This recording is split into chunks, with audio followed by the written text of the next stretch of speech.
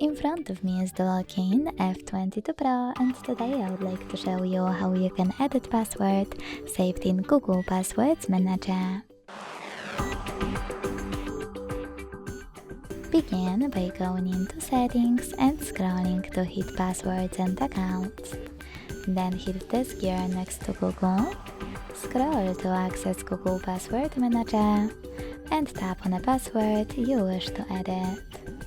Enter your screen lock, hit Edit button and change whatever you want to.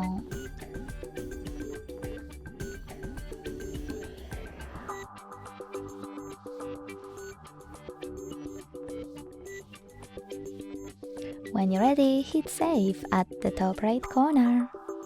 Thanks so much for watching. If you enjoyed this video, leave a like, comment and subscribe.